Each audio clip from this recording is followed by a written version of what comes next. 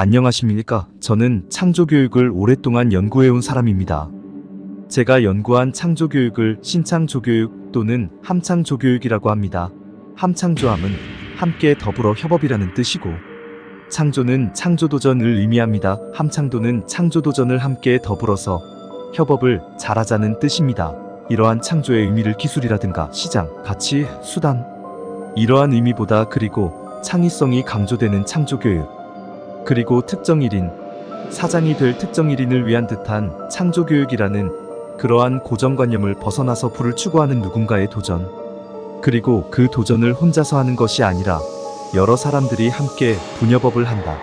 그 분여법에 관련된 여러 직관적 관련 역할자들, 이들을 복수창조형 인재라고 표현을 해보겠습니다. 함창조는 결국 복수창조형 인재들의 분여법을 최적화하자는 의미입니다.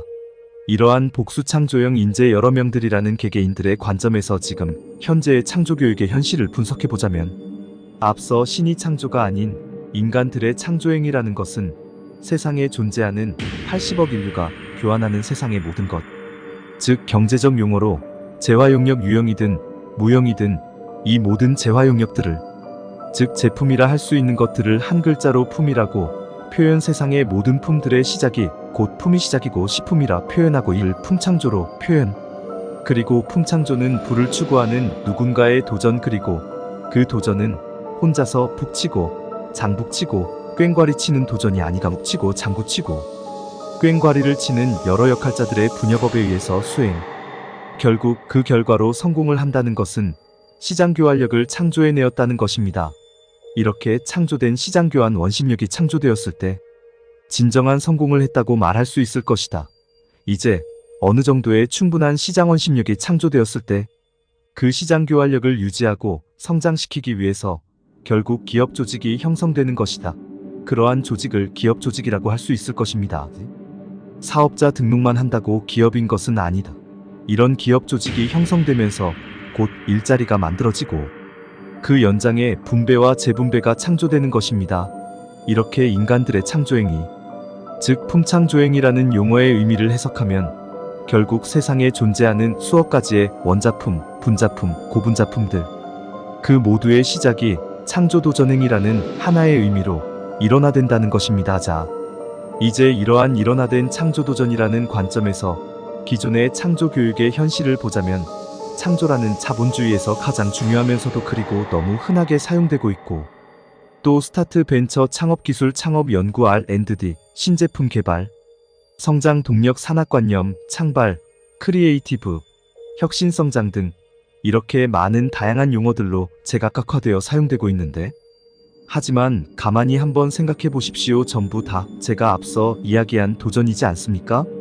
이 모두가 무에서부터 경제적 유를 창조하기 위한 도전에 관련된 용어라는 것입니다. 굳이 다른 점은 미생들이 무에서부터 기업을 만들기 위한 도전이 있고, 이미 만들어진 기업이 수행하는 도전이라는 두 가지의 의미밖에 없다. 그것을 달리 표현하면 유급적 창조 도전과 무급적 창조 도전, 이렇게 두 가지로 표현할 수 있을 것 같습니다. 이러한 창조 도전이라는 하나의 의미가 여러 가지로 제각각이고, 그 연장에 또 산업 분야들마다 이 용어들에 관련된 어떤 역할, 즉 직무 명칭들도 또 다양하게 제각각으로 사용되고 있다는 것입니다. 여기에서 또 한 걸음 더 나아가면, 우리가 익히 잘 알면서도 그 용어에 대해서 전혀 공유하지 못하는 용어들이라 할 수 있는 창조형 인재, 창조교육, 창조활성화, 창조경제 등과 같은 분명히 창조라는 하나의 용어로부터 파생되었을 이 용어들을 사전에 찾아보면 맥락성이 없다는 것입니다. 그리고 막연히 차후에 사장이 될 누군가라는 한 사람, 도전자만을 대상으로 하는 듯한 뉘앙스를 담고 있는 의미 해석이라고도 할 수 있을 것입니다. 따지고 보면 창조교육 대상이 창조형 인재여야 하고, 이 창조형 인재가 곧 제가 주장하는 복수창조형 인재들이어야 하고, 결국 창조활성화는 곧 이들의 협업성을 강화를 목적으로 하는 일을 창조활성화 교육이라고 하면 그 맥락성이 잘 형성이 된다는 것입니다. 다시 정리하자면, 세상에 존재하는 교환되는 모든 원자, 분자, 고분자 제품들, 어떤 이론 하나, 논문 하나, 신문기사 하나, 반응, 그리고 고고분자품인 자동차, 휴대폰과 같은 이 모든 제품들이 공통적으로 그 모든 시작이 곧 식품 창조라고 했고, 이 모든 것들은 결국 부를 추구하는 누군가들의 도전이다. 이 도전은 혼자서 수행하는 것이 아니고 여러 역할자들의 분여법에 의해서 수행이 됩니다.